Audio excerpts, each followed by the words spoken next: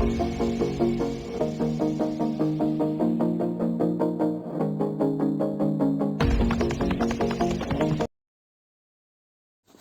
Everyone, welcome back to shy's recipes. இன்றைக்கி நம்ம சேனலில் ஒரு சூப்பரான ரெசிபி தான் பார்க்க போகிறோம். எல்லாருக்குமே ரொம்ப பிடிச்ச ஒரு ரெசிபி.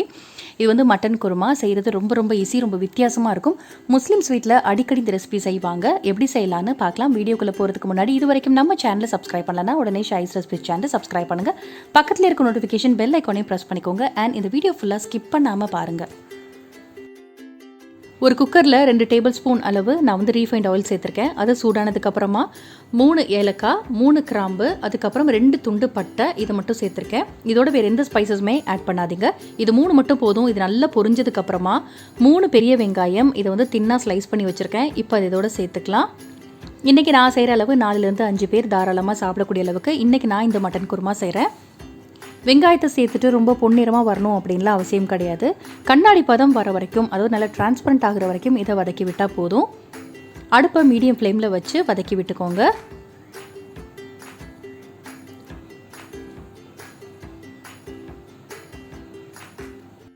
வெங்காயம் இந்த அளவுக்கு டிரான்ஸ்பரண்ட் ஆகணும். அதுக்கப்புறமா இப்போ தக்காளி ஆட் பண்ணிடலாம். நான் வந்து ஒரு 3 தக்காளி சேர்த்துருக்கேன். பெருசாக இருந்துச்சுன்னா 3 சேர்த்துக்கோங்க. சின்னதாக இருந்துச்சு அப்படின்னா 4 தக்காளி கூட சேர்த்துக்கோங்க.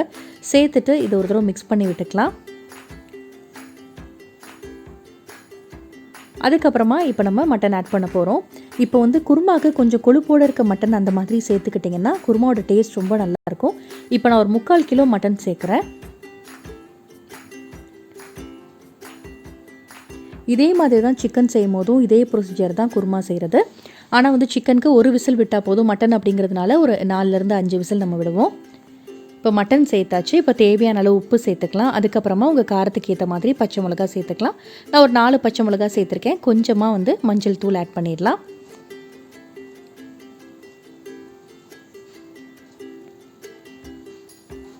இப்போ மஞ்சள் தூள் சேர்த்தாச்சு. இப்போ ஒரு தடவை மிக்ஸ் பண்ணிக்கலாம். மிக்ஸ் பண்ணிவிட்டு அடுத்ததாக நம்ம இஞ்சி பூண்டு பேஸ்ட் ஆட் பண்ணிக்கலாம். நான் வந்து ஒரு 3 டேபிள் ஸ்பூன் அளவு இஞ்சி பூண்டு பேஸ்ட் இதுக்கு நான் சேர்க்குறேன். இப்போ இஞ்சி பூண்டு பேஸ்ட் சேர்த்துட்டு அதோட பச்சை வாசனை போகிற அளவுக்கு மிக்ஸ் பண்ணிவிட்டு அடுப்பை நல்லா சிம்மில் போட்டுருங்க. தண்ணி, அதாவது கறி வந்து அதுவே தண்ணி விட்டு நல்லா வற்றி வரணும். அப்போ தான் வந்து ரொம்ப நல்லாயிருக்கும்.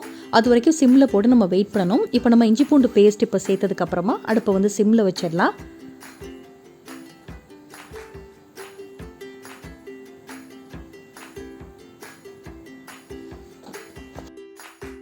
மட்டன் வந்து அதுவே தண்ணி விட்டு வத்துறதுக்குள்ளே ஒரு மசாலா பேஸ்ட் ரெடி பண்ணிடலாம். 1/2 மூடி தேங்காய், அதோட வந்து 1 டீஸ்பூன் மட்டும் கசகசா இல்லை அப்படின்னா ஒரு 4லேருந்து 5 முந்திரி பருப்பு சேர்த்து இதை நல்லா தண்ணி ஊற்றி ஃபைனாக அரைச்சிக்கலாம்.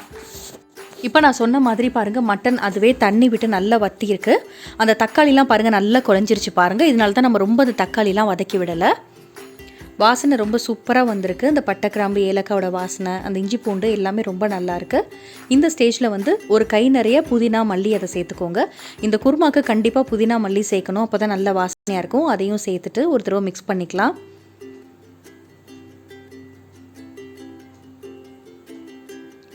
அடுத்ததாக உங்கள் காரத்துக்கு ஏற்ற மாதிரி மிளகாய் தூள் சேர்த்துக்கோங்க. ஏற்கனவே வந்து நம்ம பச்சை மிளகா சேர்த்துருக்கோம். ஸோ வந்து பார்த்துட்டு நீங்கள் எந்த அளவுக்கு காரம் வேணுமோ அந்தளவுக்கு மட்டும் நீங்கள் சில்லி பவுடர் ஆட் பண்ணிக்கோங்க. ஆட் பண்ணிவிட்டு இப்போ கலந்து விட்டுறலாம். அடுத்ததாக இதுக்கு லெமன் சேர்க்கணும். நான் வந்து 1 எலுமிச்சம்பழம் சேர்க்குறேன்.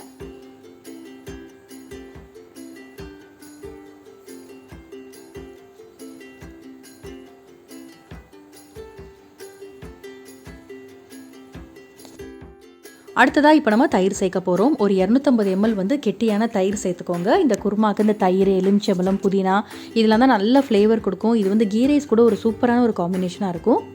இப்போ அதை சேர்த்துட்டு நல்லா மிக்ஸ் பண்ணிக்கலாம். மிக்ஸ் பண்ணிவிட்டு இப்போ வந்து மல்லித்தூள் வந்து ஒரு 2 டேபிள் ஸ்பூன் அளவு மல்லித்தூள் சேர்த்தா போதும். சேர்த்துட்டு அதையும் ஒரு தடவை கலந்துக்கோங்க. அடுத்ததாக நம்ம தண்ணி ஆட் பண்ணிடலாம். நான் வந்து ஒரு 4 டம்ளர் அளவு இப்போ நான் தண்ணி சேர்க்குறேன். இப்போ நம்ம சேர்த்து தண்ணி நல்லா கொதி வந்திருக்கு. இப்போ உருளைக்கிழங்கு ஆட் பண்ணுறேன். குருமாவில் உருளைக்கிழங்கு சேர்த்தா ரொம்ப நல்லாயிருக்கும். இது ஆப்ஷனல் தான், தேவைப்பட்டால் சேர்த்துக்கோங்க, இல்லைனா நீங்கள் வந்து ஸ்கிப் பண்ணிக்கலாம். இப்போ சேர்த்துட்டு குக்கர் க்ளோஸ் பண்ணி மீடியம் ஃப்ளேமில் ஒரு 5 விசில் விட்டோன்னா நல்லா சாஃப்டாக மட்டன் வெந்துடும். ப்ரெஷர்லாம் ரிலீஸ் ஆனதுக்கப்புறமா ஒரு 5 விசில் கழித்து ஓப்பன் பண்ணுறேன். சூப்பராக வந்து நல்ல கமகமன் வாசனையாக இருக்குது. நான் உருளைக்கிழங்கையே முழுசாக போட்டேன் அப்படின்னா நம்ம கட் பண்ணி போட்டிருந்தோன்னா 5 விசிலுக்கு வந்து கரைஞ்சி போயிருக்கும். இப்போ நம்ம முழுசாக போட்டோம் அப்படின்னா நம்ம லாஸ்ட்டாக வந்து கட் பண்ணிக்கலாம். ரொம்ப நல்லா சாஃப்டாக வெந்திருக்கும். இப்போ மட்டன் வந்து செக் பண்ணி பார்க்கலாம் எந்த அளவுக்கு வெந்திருக்குன்னு. பாருங்கள், இந்தளவுக்கு நல்லா சாஃப்டாக வெந்திருக்கு.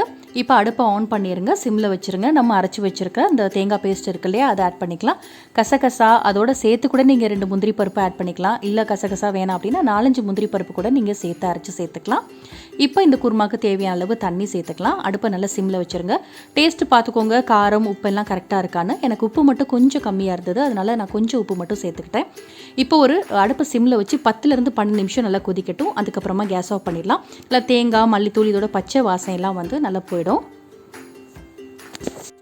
அவ்வளோதான் ஃப்ரெண்ட்ஸ், சூப்பராக ஆயிலெலாம் செப்பரேட் ஆகிருக்கு பாருங்கள். சூப்பரான ஒரு குருமா ரெடி ஆகிடுச்சு. கொஞ்சமாக மல்லித்தலையும் புதினாவும் தூவிட்டு நம்ம கேஸ் ஆஃப் பண்ணிடலாம். இதே மாதிரி மெத்தடில் நீங்கள் சிக்கன் குருமா ஆகட்டும் மட்டன் குருமா ஆகட்டும் செஞ்சு பாருங்கள், ரொம்ப சூப்பராக இருக்கும். இப்போ இந்த உருளைக்கிழங்கு வந்து கட் பண்ணிடலாம். பாருங்கள், மட்டன்லாம் சூப்பராக ரெடி ஆகிருக்கு.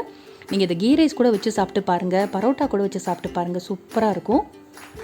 முஸ்லீம்ஸ் வீட்டில் வந்து இந்த மாதிரி ஒரு மெத்தடில் தான் வந்து மட்டன் குருமா செய்வாங்க.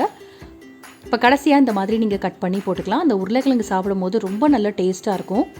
மட்டனை விட வந்து குட்டீஸ் இந்த மாதிரி உருளைக்கிழங்கு கேட்டு வாங்கி சாப்பிடுவாங்க, அவ்வளோ அருமையாக இருக்கும்.